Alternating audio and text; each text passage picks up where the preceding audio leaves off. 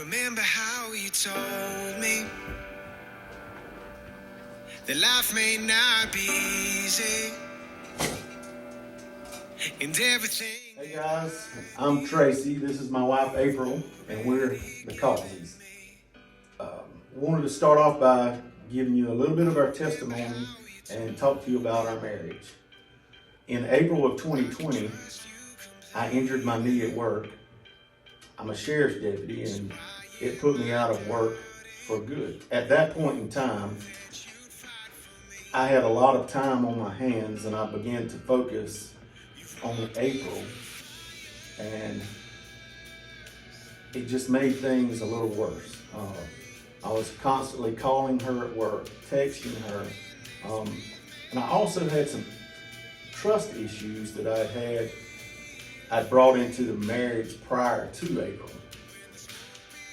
Saying all that, I began to drink alcohol a lot heavier than I had ever done before, on a daily basis.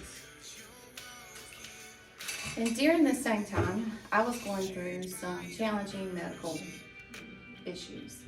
I had decided that I was ready to stop taking an antidepressant medication my doctor had prescribed a few years ago when my first husband was diagnosed with terminal cancer.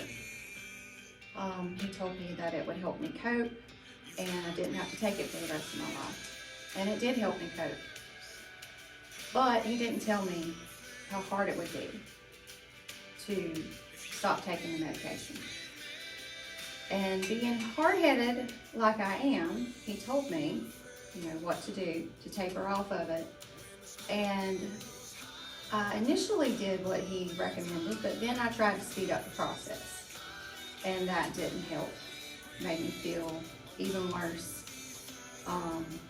But apparently I'm very sensitive to whatever was going on. Some people don't have the issues I had, but I just didn't feel like myself, was very irritable, nauseated, and this went on for a few months.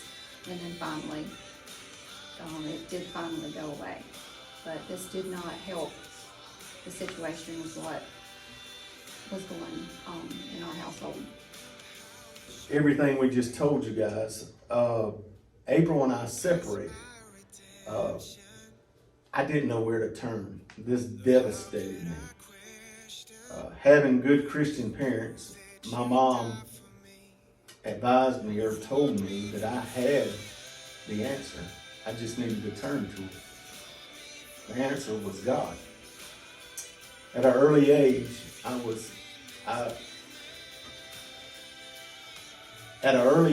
give my life to Christ, and I know I'm a Christian. I just was not in His will. So I began to pray and ask God to forgive me and to work in my life, work on my marriage, and He did. After a short period,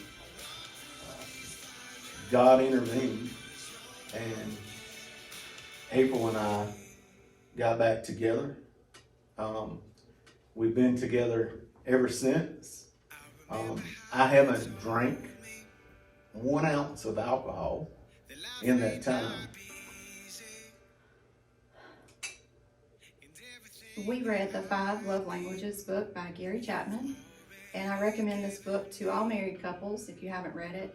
We discovered that Tracy was 3 out of the 5 love languages. He is quality time, physical touch, and words of affirmation, which is also known as high maintenance. So I have my hands full, for sure. Yes, you do. And I am acts of service. Our marriage has changed dramatically. It's night and day difference by putting God first. Don't get me wrong, we still struggle. We're not the perfect family, but we're drawing closer to each other and God at the same time. We haven't argued. Now, we're not perfect. It's much less. We don't argue, and there's ways that you talk to each other And we're still learning that. And it's made so much of a difference by the way you talk to each other and the tone of your voice and even how you look at one another. And trying to resolve issues in the beginning while it's small before it becomes a big issue.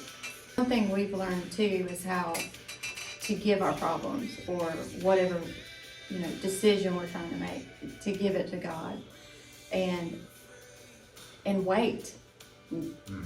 That's one thing. I don't have patience. When I want something, I want it now.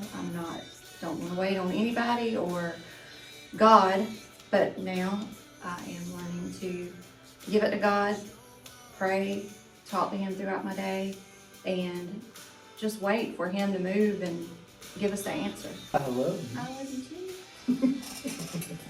Come on.